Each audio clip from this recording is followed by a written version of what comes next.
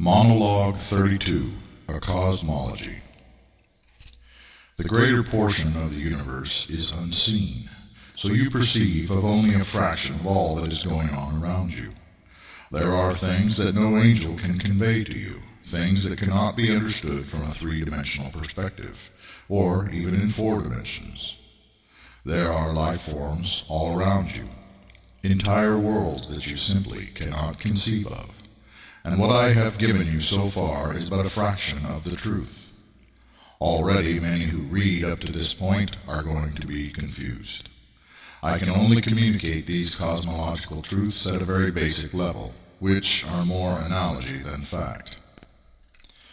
However, there will come those among you who are men and women of both science and faith, who will take the analogies and run with them a very long way. Minds within minds, spirits gathered together in communities of collective vision, souls consumed as food, energy beings, and entire civilizations contained in the electromagnetic spectrum, beings whose concept of time, space, and consciousness moves at a rate faster than your science would deem possible. Powers, princes, dominions, and authorities of the air. The Bible speaks of these entities, yet it could not really explain to ancient humans what such things are, save to call them angels or demons, spirits good and bad. In the simplest terms, there are demons and angels. Every planet and star, the earth itself, has its spirit also, and legions of spirits that are neither good nor evil exist within matter as sustainers of balance. Good and evil are limited terms in and of themselves, and neutral is a term not spoken of in monotheistic teachings, referring to that which is in the middle and that which is natural.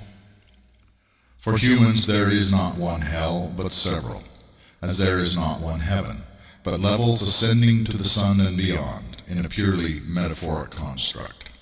Spheres within spheres, descending and ascending forever, a ladder running from nothing to everything. This is the challenge that I face when describing the spiritual universe to you. For it is not cut and dried. It is not just about being saved or damned. Only the spirit reincarnates, while souls are either consumed, subsumed, or live on as infants among the races of the stars. As I endeavor to reveal unto you the different planes of spiritual life, I counsel you not to take what I say too literally, but to realize that such realms are states of mind and conditions of the heart and exist as collective visions, shared ideas and dreams. Ghosts, rotting grapes falling from the vines of the invisible rulers, gathered by scavengers of the dead, dwell in the so-called valley of the shadow of death.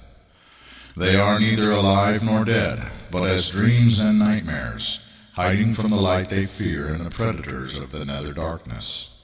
In the metaphoric valley, there is nothing but urban sprawl, layer upon layer, civilization upon civilization, and nature seems absent, but for dead and polluted regions thereof. Yet, unseen by the ghosts of the valley, the denizens of the shadows of death, the spirits of animal kind, as tiny sparks, drift about in their green land, where governs the soul of earth, desperately trying to hold on to her shrinking domain. Hers is earth without civilization's taint, as if the modern world had never existed at all.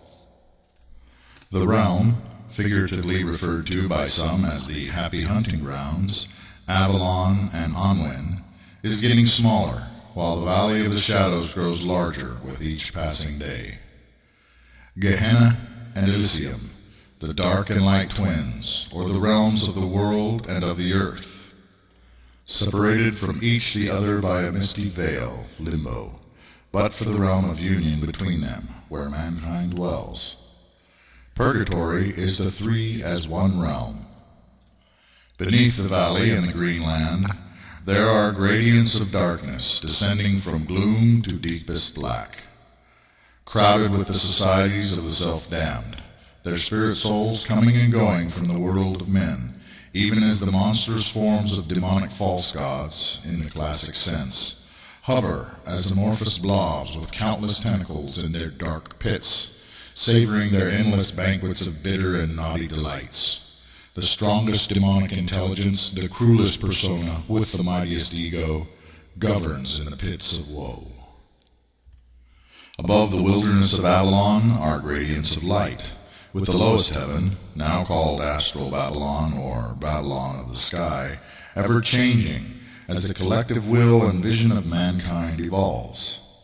Every nation of mankind is reflected in this first heaven, and as there are rulers below, so there are rulers above.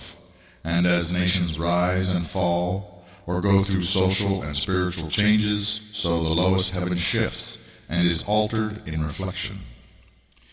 In times of the past, when monotheisms of one form or another dominated humanity's spiritual ideals and moral values, so a lower choir of angels governed in the lowest heaven. Yet, as mankind has shifted away from the one God and toward ever more sensual, secular, humanistic, and materialistic expressions, so the harlot of Babylon has come to power with her counsels. The angels have withdrawn to areas that parallel those regions of the material earth where their people still hold sway, sanctified ground. All the while the demonic and the unclean run freely about, unchecked by angelic presences. Higher still, correspondent to the stratosphere, are the misty and windswept havens of the knowledges, elder powers, known as the mid-heavens. There dwell the spirits of those who, in mortal life, served knowledge itself. In their agnosticism or godlessness they are separated from higher realms, and in the dullness of their emotions separated from the bestial instinctual powers below. Sandalphon governs the holy earth, the realm of sanctified and illuminated nature, at the level of the ionosphere. It is a larger version of the earth, where fruit trees bear many kinds of bounty, each gleaming like gold and silver with leaves of fire, where flow waters of crystal clear purity, and are found pools of liquid sky, and grass that grows in shades of green that no human eye has beheld in mortal life. There are cities of purest ores and monumental gemstones, where dwell those who have expressed their love for God by serving nature and the creatures of nature. Versions of every animal of earth and from humankind's myths dwell in holy earth, Eden, in unusual colors and with the powers of speech, predator and prey cohabitating in peace. Such is referred to as the outer ring of the sun. Most religious people of the ways of seven archangels never get past this realm, but are sequestered into sanctuaries and communities of spirit, devoted unto differing sects, denominations, and monotheistic expressions. One finds then the corridors that connect worlds to worlds, the sun to the stars, like unto the neuronal pathways of a human brain, crisscrossing the universe in every direction, which few can navigate with any precision. This is the web of light. The moon, Luna, and the other planets of your solar system all are home to various energy-based life forms and mentally created and maintained environments, and yet mortal eyes see none of it. The sun and countless other stars serve as the home of the solar race, known as angels, and they live and dwell there in mind and spirit, and have in mind and spirit fashioned intricate civilizations. The kingdoms of the angels, in human perception, might seem to be formed of fiery crystalline structures and solid light. There are levels or layers of the solar nations also, and human souls that have been sincere and devout in life, truly striving to live in the way originally taught by the archangel of their particular faith, find that at the end of their tunnel, seen at the time of physical death, leads to the outskirts of the solar kingdoms, where a long process of education and training begins. In this way a soul might enter in among the saints and angels, and the star becomes their spirit flame.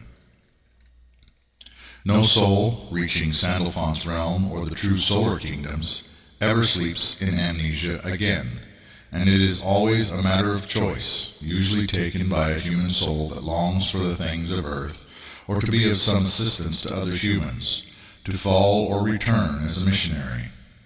Yet for those who stay, transformation begins, and slowly the human soul grows and becomes increasingly luminescent, until achieving the transfiguration from man or woman into the angelic condition. Yet there is a path that is rarely taken, which leads beyond every star or world.